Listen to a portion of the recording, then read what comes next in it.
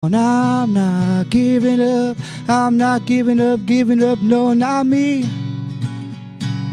Even if nobody else believes, I'm not going down that easily. So don't give up on me. Hey everyone, are you rad for Christ? You fired up for Jesus? Welcome back to another episode of Radical Christianity, the talk show that highlights God in action. I am Drew, your host, and it is a joy having you here with us today. Well, folks, it's December, and Christmas season is already in full throttle. That's right, Christmas tunes have been released across the airwaves ever since the Queen of Christmas defrosted at midnight on October 31st. No, we are not talking about Elsa from Frozen. We are talking about the winter diva, otherwise known as Mariah Carey. Of course, right?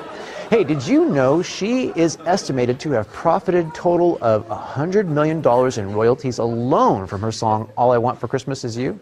Wowza, that's quite a Christmas gift to herself, right? Makes me think back to the time I took my car into the mechanic because it was making an awful noise. He took out the Mariah Carey Christmas CD and now it sounds fine. Okay, I kid. Whatever happened to good old-fashioned Christmas hymns anyway? Like Silent Night and Joy to the World? That's the Christmas music I like to hear. Well, if you enjoy hymns, and you aren't the only one, apparently Uncle Sam thinks it's pretty far out too. That's right, the newly formed Space Force branch of our military has unofficially adopted a hymn called Creator of the Universe. The hymn was written by James Lindsay, a Southern Baptist minister and former military chaplain with the rank of major. He also has a master in divinity, so I guess you could say he is majorly qualified.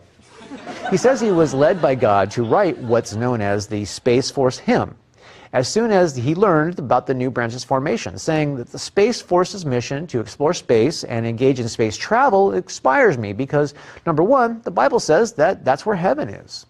Hey, I got a question for you. Why did Mickey Mouse go to outer space? Well, to find Pluto, of course. But who was the first animal in space? Well, it was the cow that jumped over the moon. Now the Space Force apparently wasn't created to protect us from asteroids and stormtroopers. No, it was created to help protect satellites. What a ripoff, right? I want to see some space sheriffs. Now, why did the astronaut break up with his girlfriend? Because he needed some space. Hey, and what did he call her after that breakup? Well, she was his space ex. All right, that's enough humor for now. Tell me, you rad for Christ? You fired up for Jesus? All right.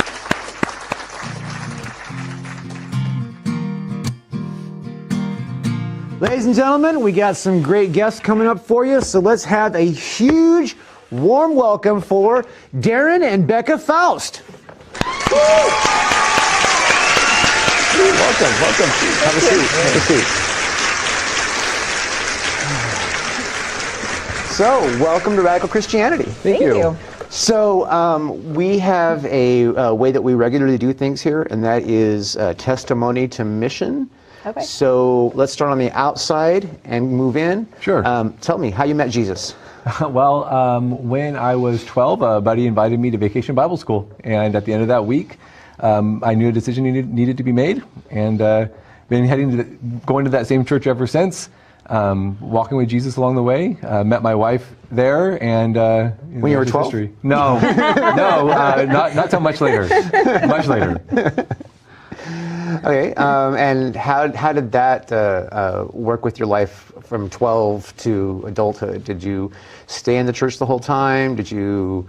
Yeah, I've been part of the same church ever since. The walk with Jesus has definitely matured over the years as I've become a father and working on all of that. So it's been a journey for sure. The last few years more so than the rest, but it's been good. But yeah, it's been more real, more important as I've aged a little bit more. Got a little more wisdom. What about you, Bekah? How'd you meet Jesus? Well, my family, I grew up in a Christian home, And my mom was the church secretary when I was younger. Well, actually, she still is the church secretary. And my parents were both very involved in our church youth group. And so I grew up in the youth group and just following them every time the church doors were open, we were there Sundays, Sunday nights, and Wednesdays. But when I was 10 was when my mom sat me down and we just kind of shared the gospel more plainly with me, and I accepted Christ from there. And I've just always been involved in helping with Vacation Bible School. We did our church was very missions oriented, and so doing lots of missions trips and stuff. But I guess I'd say when I went away to college, and then I had to actually choose for myself. I was at a liberal college, so it was, am I going to follow the crowd, or am I going to stick to my roots and, dive in with my relationship with Christ and make it more personal? And that's where I think I started growing the most, was when I went away to college and had to make that decision to hang on to God and let Him get me through. All right. Well, so let's see how those testimonies connect to the mission. So, what is the mission for you right now? Well, the one we're here representing today is American Heritage Girls and Trail Life for the guys. And it actually started during COVID. We were looking for things for our kids to get involved in. And friends of ours had heard about Trail Life, which is a Christian troop, and it was for the guys. And it was at New Hope Community Church, and which none of us went to New Hope at the time, and actually don't go to New Hope, but so we went there, and our boys got involved and absolutely loved it. And then there wasn't really anything though for the sisters. And so with a little more research, we discovered that they had a sister troop called American Heritage Girls. And so my friend and I, our daughters, we found a local one through a different church, but it was smaller, and with all the new California laws, it's hard to find volunteers, and you have to have that backing in order to be with kids in the various settings. So that troop did close, and we ended up taking it over to New Hope Community Church, and now we do a joint opening and closing ceremony with Trail Life, but then we break off for the rest of the time working on our own badges, and it's more of a family feel. So we have all the girls have a parent or grandparent involved that help us, and it's just helping the girls grow in their relationship with Christ, and also teaching them to serve and be members of our country and our community. Okay. So it's kind of like a faith-led Girl Scouts kind of thing. Yeah. Okay. Yeah, very similar, but with a very strong biblical foundation. We have my group just finished working on a faith award. So we were looking at families and comparing them to pizza, and so God being the families crust. Compared to pizza. Yeah, yeah. That's a curious thing. Yes, we weren't quite sure how they were gonna, take it. It was through a ministry called Pray Hub, and they had each layer represented something. So Christ is our foundation, our crust, and then the sauce was like the heritage that we get from our families and our culture, and then we had the different toppings or the different personalities of your siblings and other people within your family. Then you had the cheese on top that just kind of melds everything together, and we had a pizza party at the end by building our own pizzas. Well, there you go. When you say you had a pizza party or building your own pizzas, did you have to bake these pizzas, or were you having them delivered for your pizza party? No, we baked them ourselves. Yeah. Well, I hope they tasted good. They did. They did. The girls were actually quite surprised. They were shocked. That's great. All right. So, what about the boys group? Sure. So Trail Life started as a meeting a need that the Boy Scouts wasn't meeting anymore. As that organization has made some changes over the years, and Trail Life came about as a out of just a need for raising young men with a Christian worldview, surrounded by their fathers or grandfathers or other men that can point them towards Jesus. And so it's been around for many years, and it's a national organization.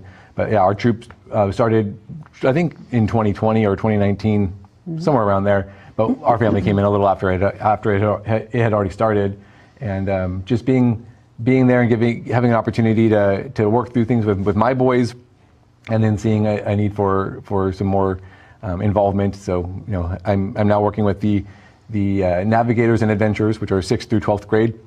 We've got 3 dads that are kind of leading that group.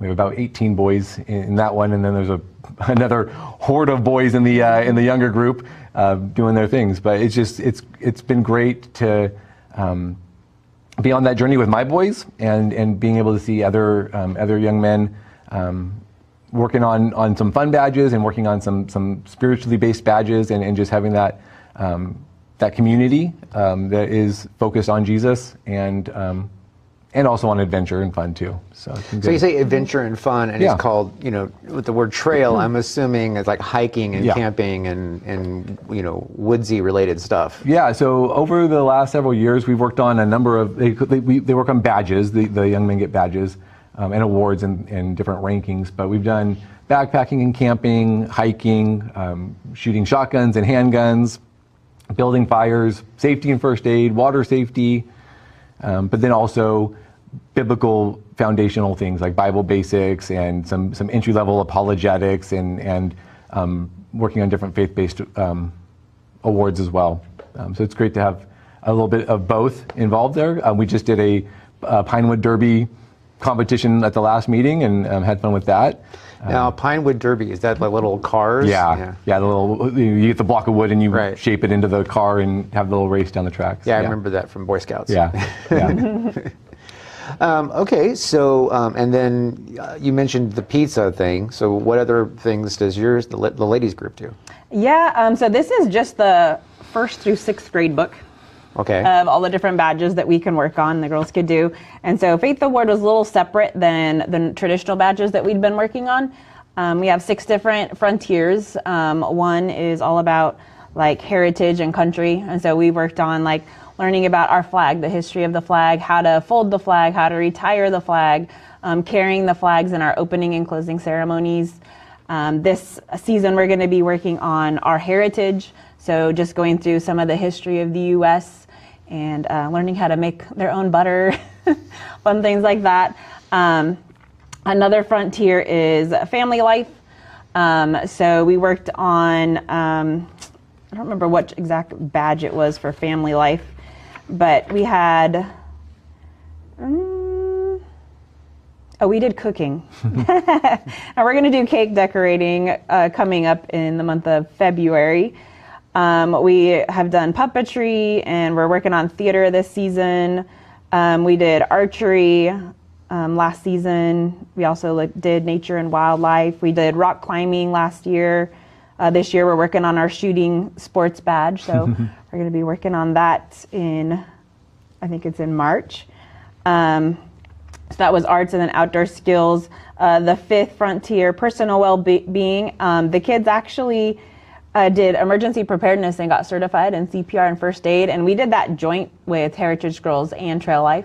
And so we had someone certified come in, and they actually taught them the skills needed, and they all got their certification for it. We did physical fitness and went bowling last year. And then we worked on astronomy. We worked on our science and technology badges with birds. We also do wildlife rehab, so we were able to bring that into the mix. And yeah, there's a variety. And then the kids can also get badges based on any sports they compete in. So we have a competitive gymnast in our group. So she has her gymnastics badge, and we encourage them to work on badges on their own too. And they just send in pictures and videos of what they've been working on and share with us a little bit during our troop meetings so they can continue to grow and develop. Okay, so what kind of growth have you been witnessing? I mean, you guys have been working with it since 2020, right? So, that's like, close to 4 years. So what have you guys seen? So I've, in the young men that I'm working with, just some confidence in some of these things that we're working towards, whether, shooting a gun can be intimidating, and so just getting some confidence in that, or some skills in like building a fire. And the boys are just being able to try new things that maybe they wouldn't try on their own, and having some new experiences there. But also just being able to talk in front of people or around other people and just interacting with other adults and other kids. It's also an important part of that, and we're seeing some growth there in the boys, in our kids specifically, but then also just the other boys that we're working with as well. Okay. And the girls?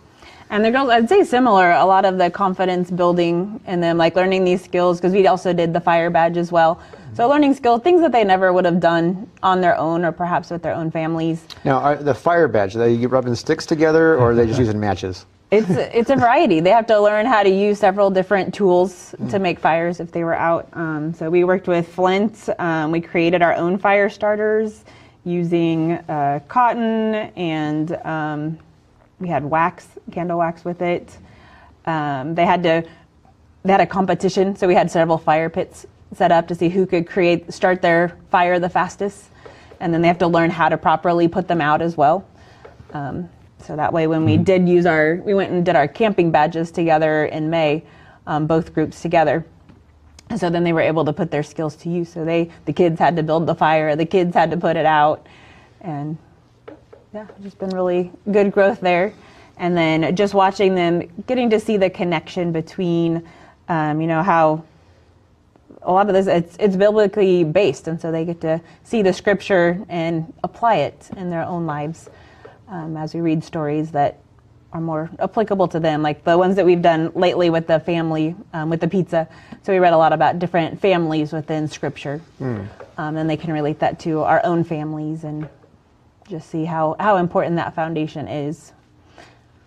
You mentioned that parents also participate. Is that like a regular thing? Is it or just some parents do, some parents don't? I mean, because the Boy Scouts, they just dropped us off, and it's like to get rid of us kind of thing. Yeah, so that's one of the differences with Trail Life. It's designed to be done with a father and a son, specifically, and obviously we understand that not everyone has that structure at home. And so there are families that don't, and so those boys are dropped off. But it's designed to be done like as a family. So we encourage that as much as possible. And then, as Bekah mentioned earlier, especially with the laws in California, with the number of adults to kids and all that makes it a little bit more difficult as well. So it's always helpful to have more adults there and more dads there. But that was the goal of the organization, was to have fathers and sons going through this together. Okay. It becomes more of a mentorship program. And same thing, like at the beginning, that's what we wanted, was the mother-daughter bonding, and then getting to know other mothers and daughters and working together as we grow. And unfortunately, at the beginning, it was becoming more of a drop-off thing. And then as the state came in and said, hey, this is what your ratios need to be, you now have to be fingerprinted to be in the room, you now need this, this, and this. We would call upon volunteers, and ended up having to have all the moms register in order to participate as well. And that actually, it ended up being a really good thing. A lot of the moms have really gotten involved. We handed the reins to a few moms for the younger group, and they have just taken that full throttle, and like the things that they come up with has just been incredible. We've done lots of service projects. They raised money for the hurricane victims by doing a lemonade stand, filling shoe boxes for Operation Christmas Child, and filling pantries that are little pantry boxes in Old Town Clovis. So they do a lot to serve the community, and they get to do it alongside their moms and their friends. And so it's been a great opportunity, and has built, I think, stronger relationships with a lot of the families too that maybe did not do so much together before. And so now they're bringing more people together, and we have a ton of interest. I'm the coordinator for the group, and so I get all the emails coming through asking about our program and if they can get involved. And I'd really encourage other churches, because ours, unfortunately, we're at max physical capacity. We can't fit any more girls in our rooms at New Hope right now. But it's a great opportunity to start new troops in other churches and get it going, because besides I think it was a Catholic school in Porterville, we are the only local troop. That's interesting. You'd think there would be more. Yeah, and it's a huge interest, because I'm constantly getting emails and questions and asking if people can join, and I'm like, I'm sorry, unfortunately we're closed right now in our own personal troop. But what do you think, the other churches, it's a funding issue or just an awareness of the project? some of it's just an unknown. Like, people don't know about Heritage Girls and Trail Life. Like, we didn't know about it until our friends did a little bit of digging, and we're like, there's got to be something out there besides Girl Scouts and Boy Scouts. And Trail Life is becoming more known over the last few years. There's a few troops in the Fresno Clovis area, but they're smaller. But ours is growing, and the others are too. But yeah, it would be great to have even more churches involved in starting troops and getting groups going. You guys meet at the church at New Hope? Or? Yeah, we meet a couple times a month at the church, and then we do lots of Trail Life calls them Hit the Trail Days. Heritage Girls calls them High Adventure Days. We do some just like Saturday events or weekend events in different places, but we do quite a bit of the things at the church too during our troop meetings. Okay. Yeah. So other than, like you said, you see that the parents and the children are getting a little closer together, what other kinds of things are you seeing, introducing, the Bible and Jesus in that environment? I mean, are you seeing major life changes? Are you, seeing problem children getting, on track? What kind of, share some experiences? Good. I was going to say, in our group, most of the girls are in those strong Christian families. A lot of our girls are actually homeschooled by Christian moms. So as far as that goes, I haven't seen like a ton of growth there. I think because they're already been growing and it's encouraged within their own homes. And we haven't really had girls that are coming from like tougher backgrounds or backgrounds where they're not involved in their churches. Do you think that's a neighborhood thing or just an outreach thing, or? I think so. It's for us, the ones that helped start it were homeschool moms. And so they kind of had that little, like I guess, Facebook group or that community that they could reach out to, and they kind of got the word spread. And so that's how we've mostly gotten homeschooled kids coming in. So I think, a lot of it's just, it's not well known out there in the community. For the boys, I would say similar for the boys in the group. However, just anytime you can get them in a setting that's not a traditional classroom, right, or not Sunday school, where they're able to be a little bit more energetic. They're able to be the young men that God created them to be. Like, it just gives them that opportunity, that freedom a little bit. I come from a public education background, and I had to early on I had to remind myself, this is not my classroom. Like, it's allowed to be a little bit messier, right? It's allowed to be a little bit more noisy, and a little bit as the boys kind of figure out who they are and how they fit in the world of men and in the world of the church and of their families. So there's definitely some maturing happening, but it also comes with the nature of the age group that I'm working with. There's young men change a lot from 6th to 12th grade. And so that we're definitely seeing young men growing up, but yeah, it's been good. So do you have any kind of internal mentoring with the kids, or is it just parents and kids mentoring? So there's definitely opportunities there. So in Trail Life specifically, we have different roles and responsibilities that the young men take on, and one of them would be the chaplain who does leads a devotional in the opening ceremonies for the whole troop, and then leads a prayer time towards the end of our meetings as well. But then as the young men move up and get into the upper grades in high school, as they work towards different levels or different badges or different rankings, there are some expectations that they participate in some Bible studies and in some mentorship type connections, either with their fathers or their family, or through the different leaders in the organization as well. That's part of it. Okay. And ours has something similar to theirs.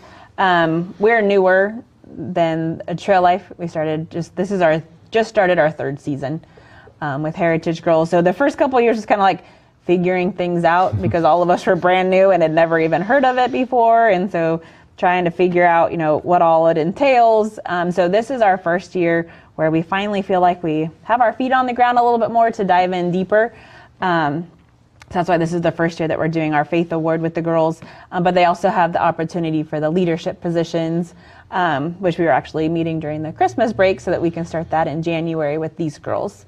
But same thing, like they have different levels that they can do. So like if they're working on like badges from every category, but they're also working on their faith award. If they're, we also get badges for community service hours outside of the troop. And so they can build on that. They can build on learning about different biblical scholars or mentors so that they can earn other awards. I know for the Explorers, I was just looking through that one last night, and they name them after some different godly women over the years, but they just have like certain requirements that they have to do, but it covers a wide range. Not just, the physical fun badges, but also, diving into scripture and building their spiritual background and their relationship with God for themselves versus it being, their parents' faith. Right. So they have to take more ownership. Do the parents get involved in the Bible studies and that kind of stuff too, or do they sit back and just like let their kids be involved, or how does that work? So I know for our group, this is the first year that it's like the first couple of years, it was just my partner and I were the ones like heading everything up in the mom's sat in the background. And this year we've gotten to where we're like, okay, we're delegating. So one of the moms actually led this last month. So now we're trying to rotate. So each of us just takes 1 month, and then they're responsible for whatever we're working on. So she just finished up our faith award for us. So now we are getting definitely more moms to actually come in and help lead us. So it's not us shouldering it all and getting burnt out, because it's a lot of work, especially those of us that work full time and have other things that we're involved in outside of the troop. It could be a lot.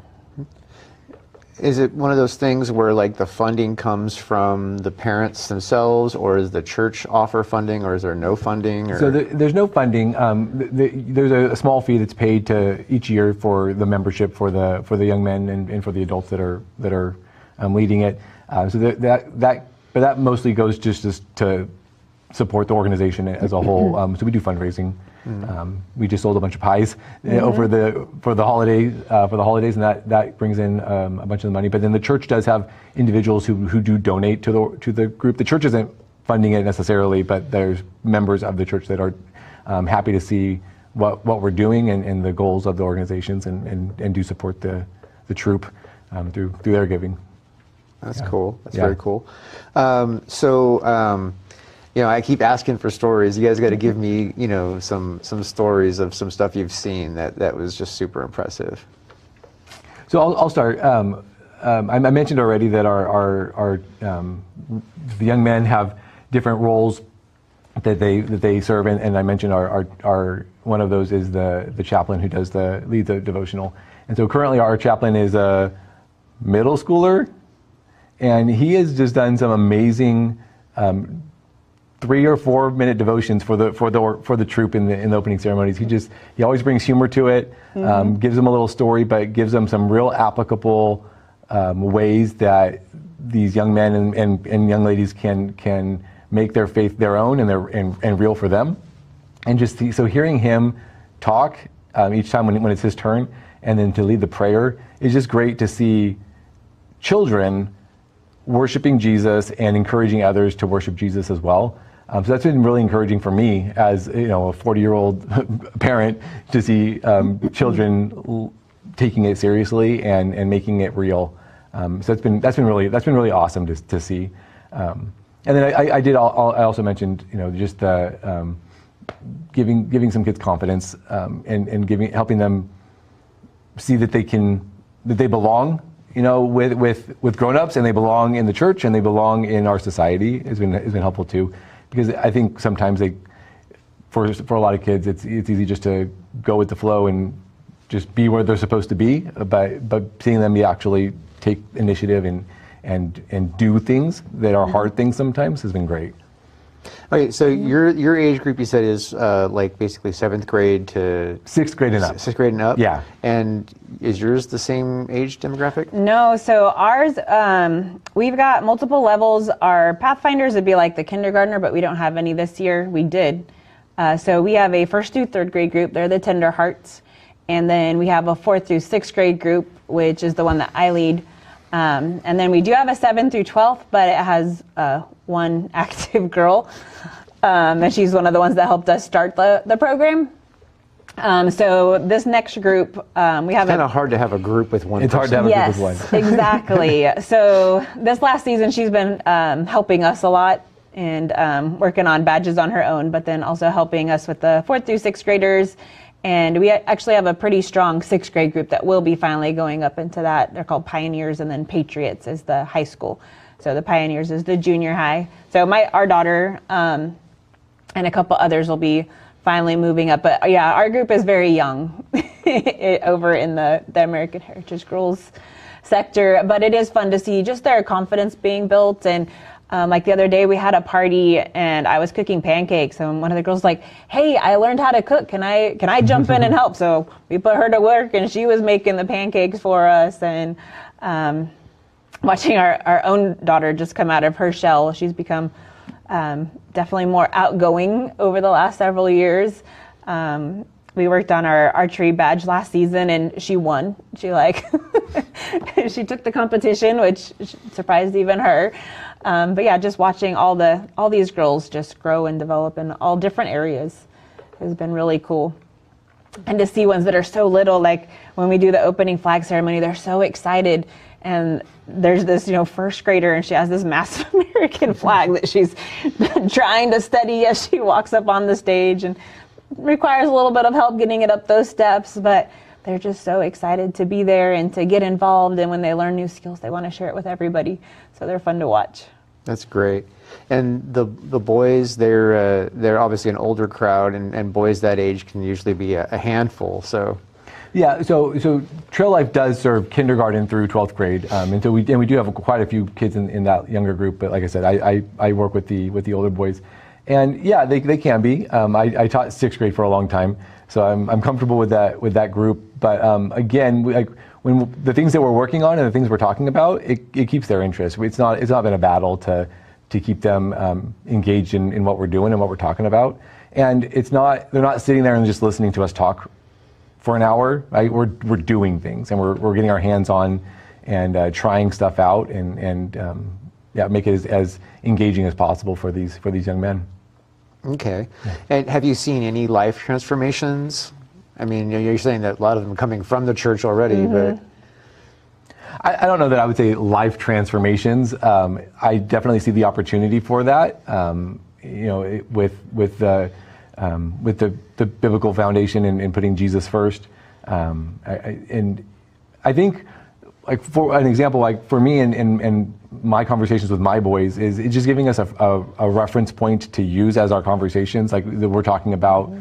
biblical things through the lens of what we're doing with Trail Life. And so it just helps to frame those conversations and put them into a little bit more of giving them some context for what we're talking about. So that's been good. For me and my relationship with my boys, and I'm seeing that with some of the other families too. Having the dads and the sons, giving them that common goal to work towards together, is strengthening those relationships. Mm-hmm. And we're such a newer troops and newer group that I think that over the next few years we definitely will see more growth mm-hmm. as we continue on in the programs and. I agree. And get to watch these kids a little bit longer, but yeah. So how many are in the group that you lead? How many boys? So we range from 15 to 22 on a given week in our group, and I think the younger men have another 20 plus in the younger kids group as well. 15 to 22, that's a pretty big number for that age group. Yeah. So, because I know that that a lot of churches, have like a youth program, mm-hmm. For high school aged kids, and those tend to go over pretty well, for the most part. Mm-hmm. They keep them, a lot of entertaining and a mm-hmm. lot of But I haven't heard too many for, there's junior high other than Awanas, you know what I mean? And I don't even know if, does Awanas do junior high? I know they do the elementary school age, elementary, yeah.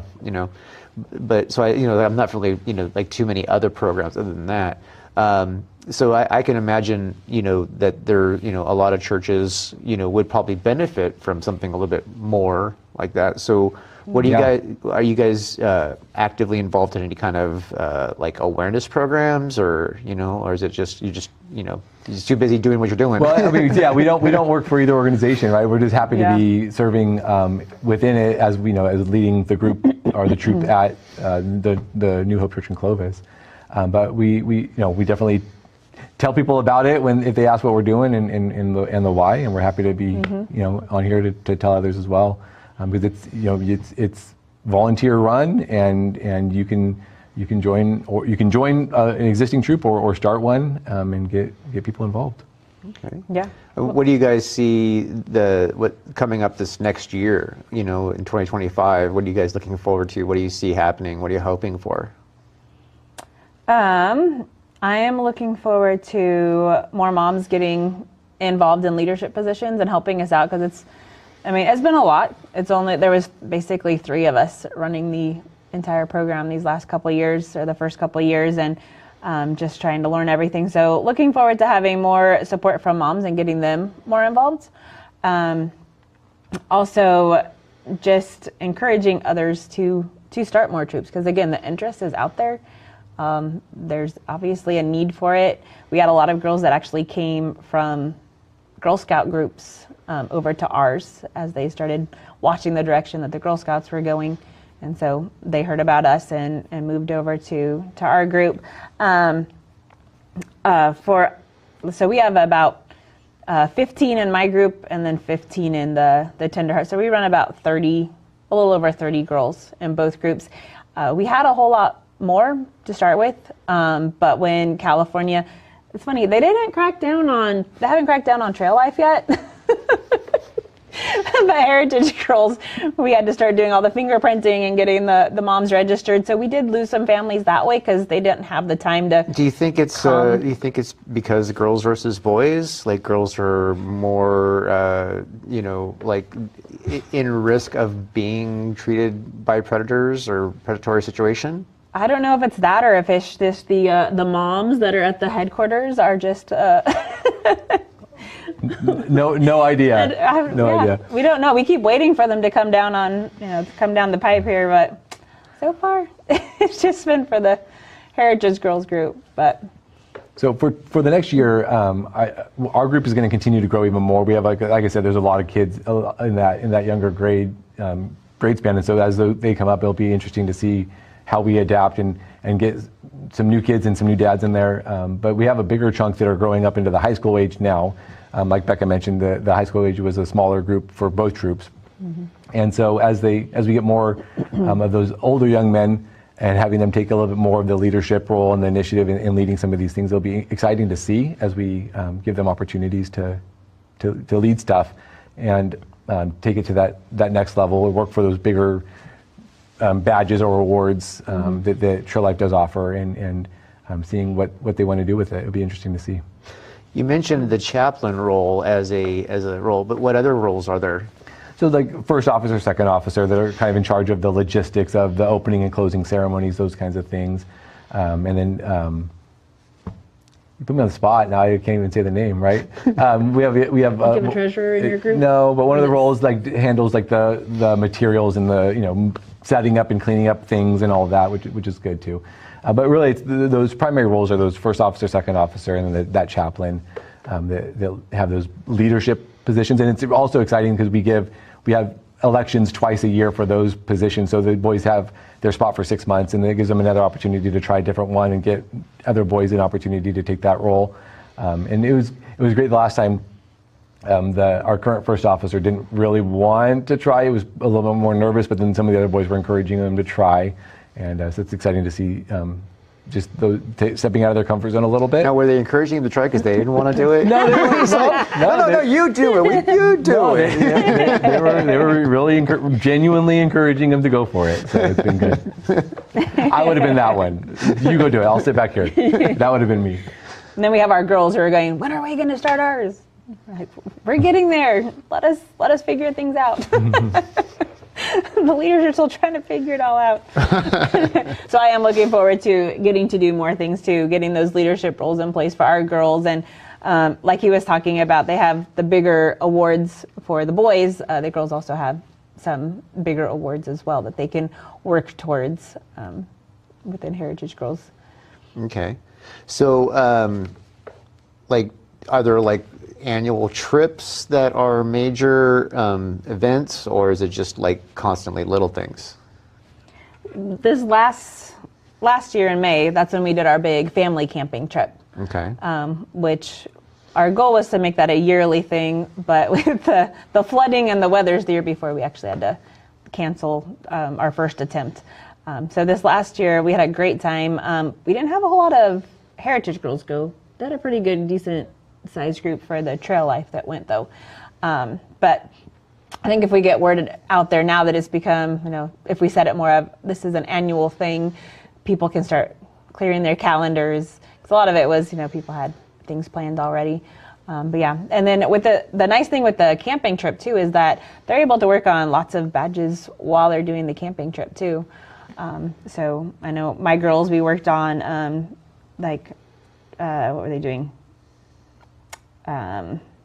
Tracking. They had to learn how to use a compass and how to use pacing. We worked on our shooting, but my daughter was the only one there. There was only a couple girls there at the time, so we're redoing the shooting badge this next spring.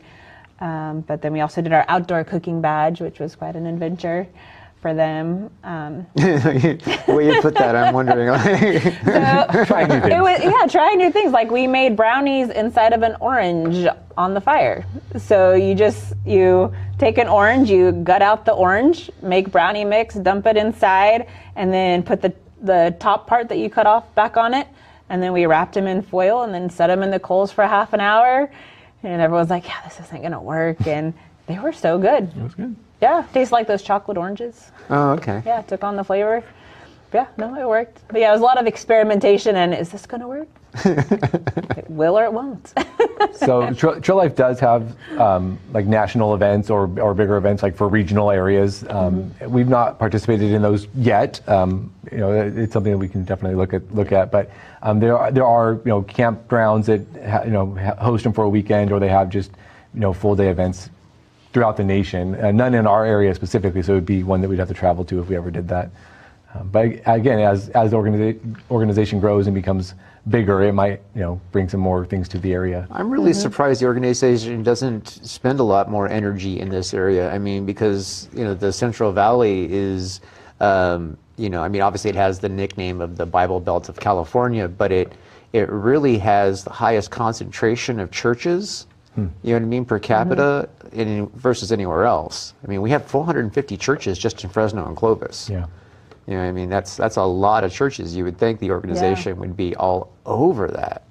I know there is an American Heritage Girls camp because the troop that we originally started with, several of their girls were doing the camp, but I don't remember which area it was in. So they do offer some things, but yeah, not a whole lot. How long has the organization's been around? So Heritage Girl started in '95. That's a significant period of time. Yeah, but it was only in Ohio, I believe. Okay. And then it hit all 50 states by 2000, though. Okay. In 2016. 2016 was when it started in all the states. So I think California, it was 2016 was when it finally came here. All right. And so the pie sale fundraiser you just did, right? That they said that went over well. How many pies did you guys sell? We made about 3,800. 3,800 pies? No. $3,800. Pie wise, I couldn't tell you. I don't remember. It was in the hundreds. We had other volunteers running the pie sales. We weren't in charge of that one, fortunately. But I mean, it doesn't. We don't break in tens of thousands of dollars, right? We don't spend a huge amount of money on all of our events. We try to keep it a little bit more manageable for our small group. So what kind of pies were they? They weren't just like you get a pie crust and drop strawberries in and don't. No, it was the pie company. Like they'd sell them at like the Ace Hardware stores or whatever. They were good ones. Yeah. It has a good variety to choose from too. The first time we did the sale, we actually baked all the different pies so people could taste them while they're picking up their order forms to go start selling, so they can, legitimately tell people, oh, this one's really good. I recommend that one. You don't want that one. Right, yeah. Oh, that's funny. Okay, so when is you say in May you guys do the camping trip, right? It's springtime, and how many like parents and kids usually go to that? I mean, you're saying that the Heritage Girls were pretty low Yeah, this last was year, like I said, this was our first.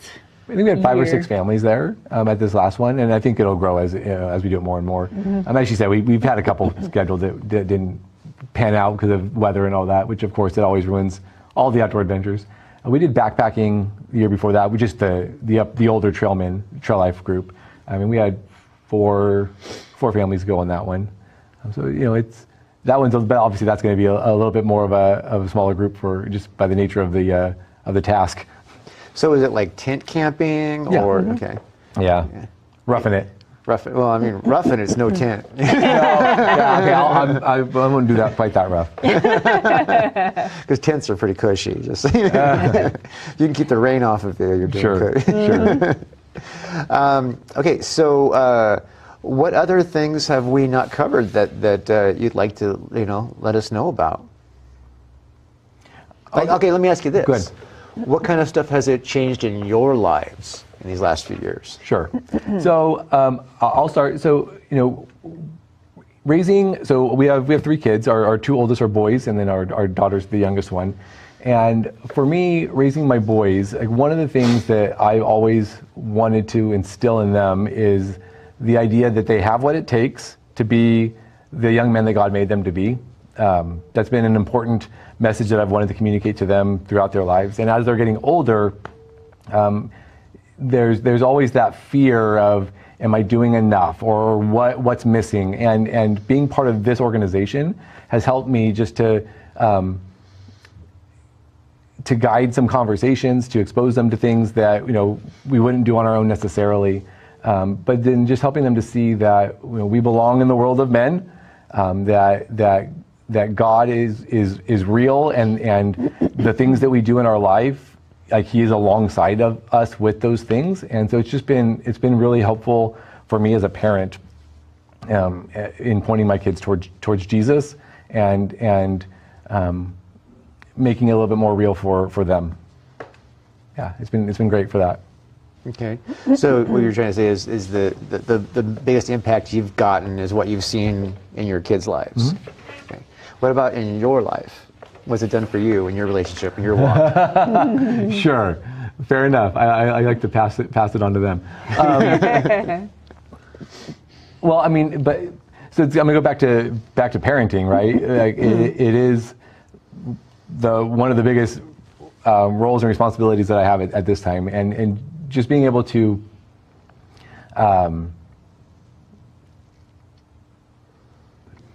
see Jesus moving in their lives it helps my walk as well. I mean, I'm seeing the impact that He has on the lives of the people in our community, in our group, and it just makes it a little bit more real. I'm rambling a little bit. Fair enough. But just being part of a group that is intentionally pointing people towards Jesus, in turn points me to Jesus as well, right? As I prepare for a lesson, or prepare for a Bible study, or prepare to come on this come to this interview, just being able to process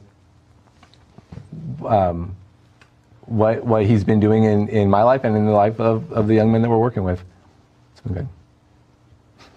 And how about you? How has it impacted you personally in your walk with Christ? See, besides being busier, I think for me, learning to trust him more. Because like when we started it, we thought, oh, let's start this. We might have like 5 girls interested. And at the first meeting, we had about 30, and it blew us away. And so just knowing that God can take something and he's going to use it if you're faithful. So just having trust in that he's going to see it through, that he's going to bring in the people that he knows needs this community. For myself, it's also helped me build relationships with other moms and that I might not otherwise have had. And we all have, a common goal to work towards with raising our girls to be godly women, and just teaching them those morals and just the fruits of the Spirit, so that they can be those godly women, and also just so that they can see not just myself, but they can also have other mentors and other moms that they could look up to as they continue to grow and develop into their own women for themselves. And it's also pushed me to try new things myself. I hadn't gone rock climbing since I was in high school, and now there's a group of us moms and daughters that go rock climbing together at Metal Mark, and every time I'm like, I always tell them I sing hymns as I climb the wall. Brings me closer to Jesus too. I'm like, God, just get me to the top.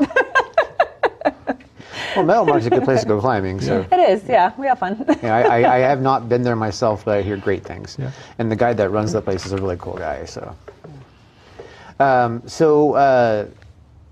what kind of, like, say, if you were going to say like an impact that you would like to see happen in the girls or the boys in the program more than what you've seen so far, what would that be?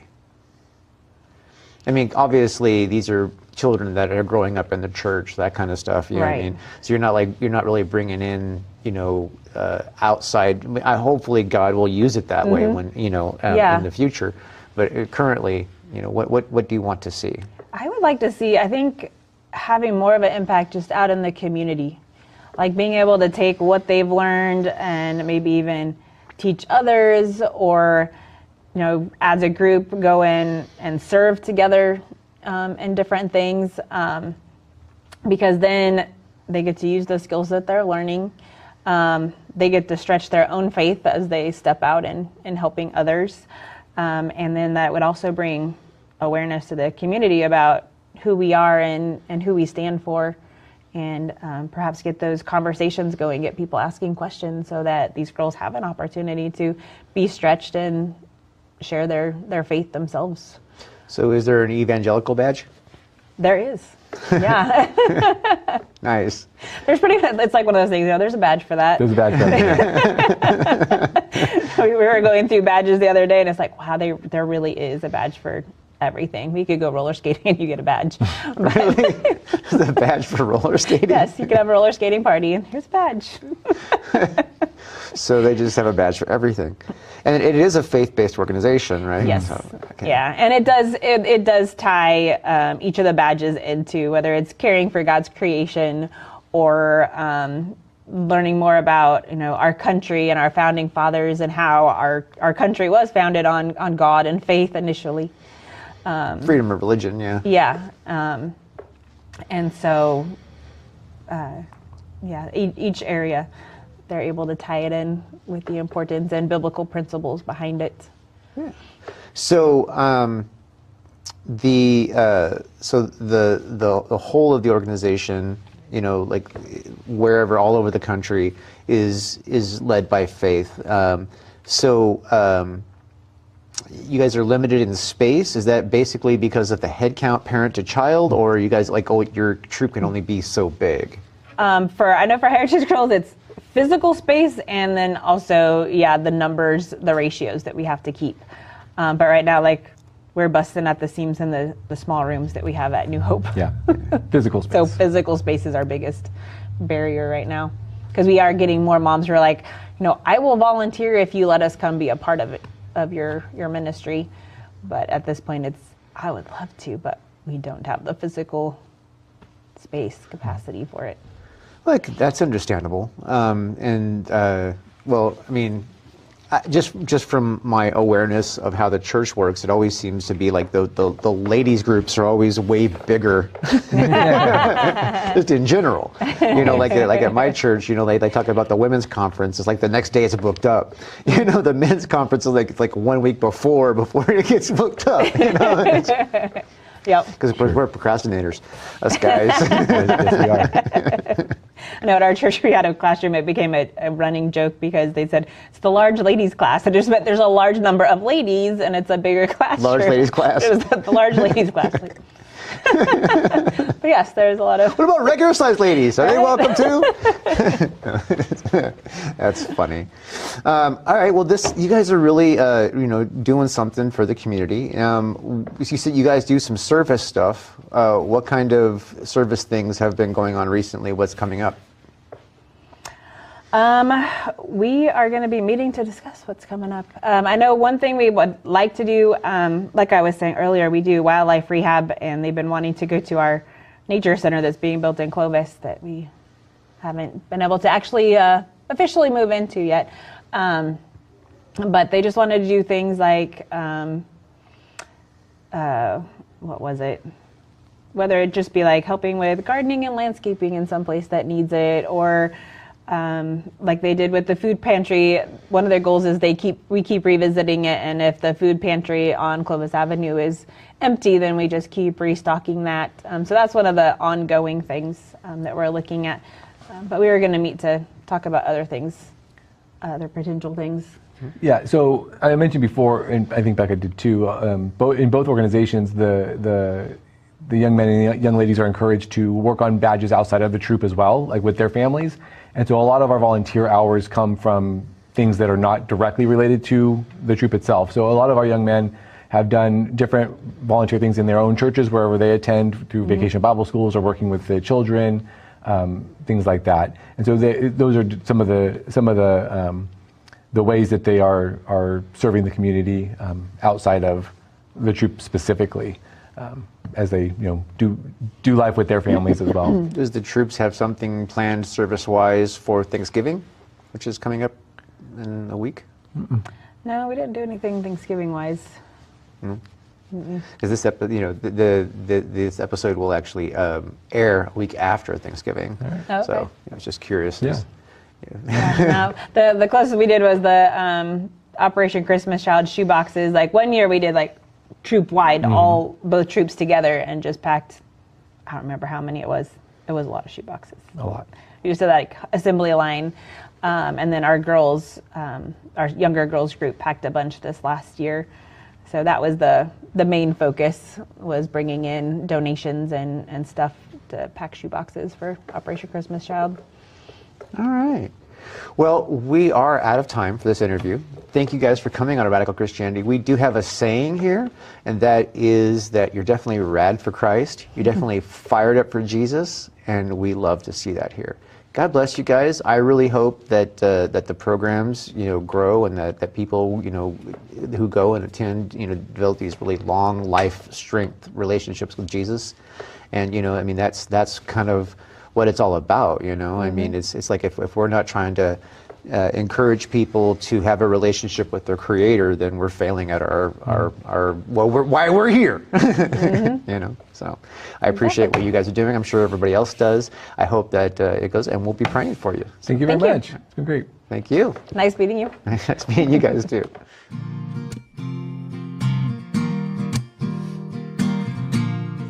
Ladies and gentlemen, thank you so much for joining us for another episode of Radical Christianity. It really means a lot that you've taken the time to sit and watch the show with us.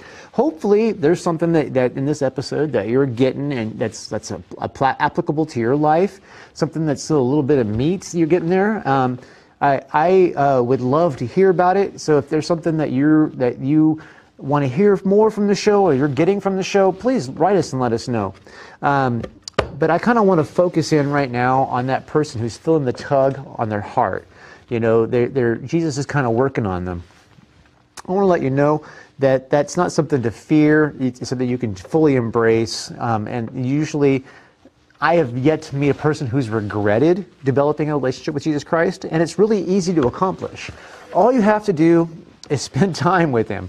So you can start by talking to him, and it's really as simple as just telling him something like, Jesus, I need you. Come into my life and turn me into the person that you've designed me to be. Something like that. You can say whatever's on your heart, but just something as simple as that will basically start you on the right path. And once you're saved, you're saved. I mean, it says in Romans 10:9 that if you believe in your heart that Jesus rose from the dead and you declare with your mouth that he is Lord, you will be saved. I mean, that's pretty simple, right? So if you did do that, said those words, prayed something along those lines while watching this show because of this episode, because of the show, whether you're watching it a rerun or live or whatever, I would love to hear about it. So if you could send us a message through our website, or you go to our website, it would be radforchrist.com, R-A-D, the number 4, Christ.com. We have a form on there called Got Saved. And you just fill that form out, and I can send you a Bible and a little gift to show you that we are really happy that you've joined the family of God. And also on our website, we have a form for asking a question. So if you want to know about the show, about me, about our staff, about our guests, about the Bible, your math homework, whatever it is, let us know, and we will try and help answer that question for you. Also, if you have a prayer request, let us know. Whatever it is going on in your life that you feel like you need prayer for, let us know so that we can pray for you, all right? Because you see, we are here to serve. And this is the most important part of all. And that's Jesus Christ loves you. And so do I. Thank you for watching Radical Christianity. We will see you next week. And I'm not giving up. I'm not giving up, no, not me. Even if nobody else believes, I'm not going down that easily. So don't give up on me.